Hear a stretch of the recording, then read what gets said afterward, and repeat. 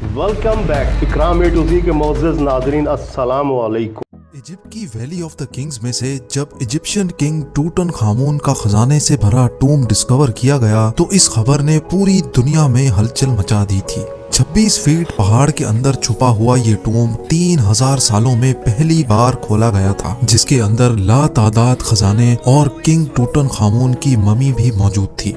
इस टूम में से मिलने वाला सोना बिल्कुल प्योर था और इसका टोटल वजन 1,03,000 तोला सोने के बराबर था, जो तकरीबन एक टोयोटा गाड़ी के वजन के बराबर बनता है। वैसे तो इस टूम से मिलने वाला तमाम खजाना और गोल्ड प्राइसलेस है, लेकिन अगर एक एस्टिमेट लगाया भी जाए तो आज के दौर में इसकी कीमत 5.5 अरब रुपयों के बराबर है। नाज़रीन, ये टूम डिस्कवर होने के बाद आर्कियोलॉजिस्ट ये देखकर परेशान थे कि आज के मॉडर्न दौर में भी इतना ज्यादा सोना पहाड़ों से ढूंढने और निकालने में एक माइनिंग कंपनी को कम से कम भी 10 साल लग जाते हैं। तो आखिर 3000 साल पहले, जब ना ही कोई मशीनरी थी और ना ही कोई टेक्नोलॉजी, तब एंशिएंट इजिप्शियंस ने ये सोना निकाला तो आखिर कैसे और कहां से? फ्रेंच गोल्ड एक्सपर्ट थॉमस फॉशर अपनी टीम के साथ इस मुश्किल तरीन चैलेंज का राज जानने के लिए मैदान में उतर आए।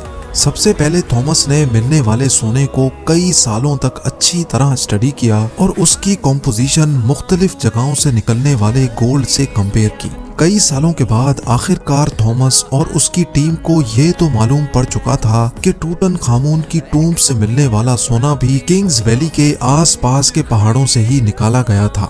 अब चैलेंज था वो पहाड़ ढूंढने का जहां से एंशिएंट माइनर्स इतना ज्यादा सोना निकालते थे। लेकिन ये टास्क कोई हल्का फुल्का टास्क नहीं था। किंग्स वैली के गिर्द हजारों पहाड़ मौजूद हैं और ये जानना कि सोना कौन से पहाड़ से निकाला जाता था, ये वाकई एक इंतहाई मुश्किल तरीन काम था। फ्रेंच गोल्ड एक्सपर्ट थॉमस फॉशर अपने एक आर्कियोलॉजिस्ट दोस्त के साथ मिलकर किंग्स वैली से 80 किलोमीटर दूर एक सहरा में पहुंच गया, क्योंकि इस डेजर्ट में कई ऐसे पत्थर मौजूद हैं जिनके अंदर सोने के जर्रात छुपे हैं। इसी वजह से उनका मानना था कि अगर टूटनखामून की टूम से मिलने वाला सोना भी इसी डेजर्ट से निकाला गया था तो यहाँ माइनिंग ऑपरेशन के कोई न कोई निशानात जरूर मिलेंगे। ये सहरा 1,36,000 स्क्वायर किलोमीटर तक फैला हुआ है, जहाँ गर्मी और पानी की शॉर्टेज की वजह से जिंदगी ना होने के बराबर है। थॉमस का मानना था कि इतना ज्यादा सोना अगर इसी सहरा के किसी पहाड़ से निकाला गया होगा तो जाहिर है उसमें काफी ज्यादा मैन पावर भी लगी होगी। थॉमस और उसका साथी इसी खोज में सहरा के अंदर जाते रहे। इस बंजर सहरा में कई घंटों तक सफर करने के बाद काफी अंदर जाकर उनको पहाड़ के नीचे एक अजीब मंजर देखने को मिला। करीब जाकर मालूम पड़ा कि ये एक कदीम जमाने का कुआं था जो पूरी तरह से खुश्क पड़ा हुआ था। ये बात तो जाहिर थी कि ये कुआं किसी दौर में यहाँ से गुजरने वाले काफिलों को पानी फराहम करता था, लेकिन हैरत अंगेज तौर पे यहाँ कुछ और भी था जो इस कुएं से भी ज्यादा इम्पोर्टेंट था। जी हाँ, थॉमस और उसके साथी को यहाँ एक पुराना कमरा भी बना हुआ दिखा जो अंदर से एक इबादतगाह का मंजर पेश कर रहा था। इस कमरे की दीवारों और छत पर काफी मेहनत से पत्थरों पर कार्विंग करके पेंटिंग्स बनाई गई थी। जब इस आर्ट वर्क को गौर से देखा गया तो इसमें एक ऐसा राज छुपा था जिसको देखकर यकीन करना मुश्किल था।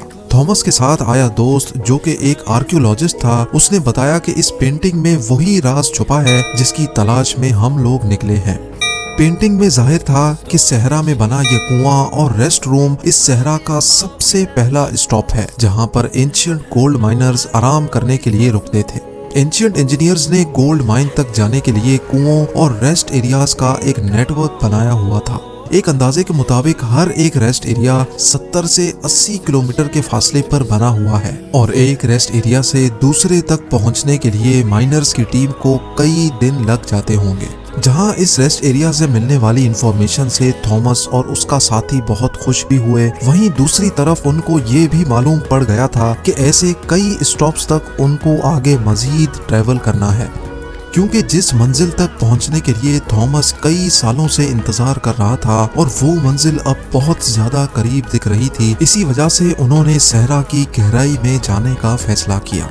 बंजर सहरा में एक के बाद दूसरा रेस्ट एरिया आता गया, लेकिन गोल्ड माइन जैसी कोई चीज नजर नहीं आई।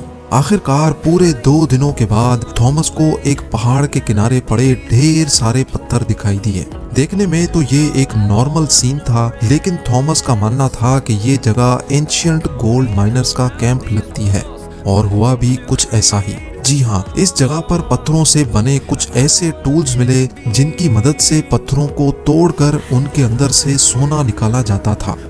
ये पत्थर जो दिखने में एक नॉर्मल पत्थर लगता है, इसको इस टूल की मदद से तोड़कर क्रश किया जाता था और फिर उस क्रश में से सोने के जर्रात अलग किए जाते थे। जब इस जगह मजीद सर्चिंग की गई तो यहाँ गोल्ड माइनिंग के कई टूल्स जमीन पर पड़े दिखाई दिए।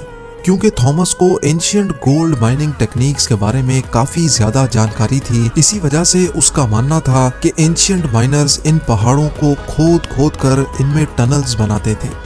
इन टनल्स में खास किस्म के पत्थर ढूंढकर उनको इस माइनिंग कैंप में लाया जाता था जहां वो इस वक्त मौजूद हैं। माइनिंग कैंप में मौजूद माइनर्स की दूसरी टीम इन पत्थरों को क्रश करके इनमें से सोना निकालती थी और फिर वो सोना किंग्स वैली में भेजा जाता था।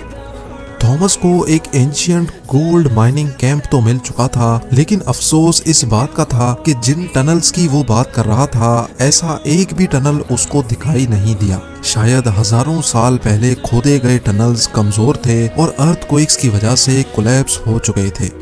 एक्सपर्ट्स का मानना है कि गोल्ड माइनिंग का ये तरीका बहुत ही ज्यादा मुश्किल है। अगर उस दौर में 100 लोग एक हफ्ते तक गोल्ड माइनिंग का काम करते होंगे तो उसमें से वो सिर्फ 1 स्पून गोल्ड का इकट्ठा कर सकते होंगे।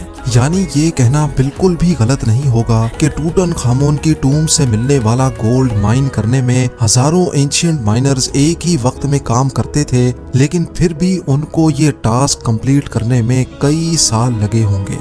माइन किया गया सोना छोटे छोटे जर्रात की फॉर्म में किंग्स वैली में भेजा जाता था, जहां पर एक अलग टीम उनको मुख्तलिफ शेप्स में डालती थी, जिसमें टूटनखामुन का death mask, coffin, statues, jewellery, chairs और गोल्ड चैरियट भी शामिल था।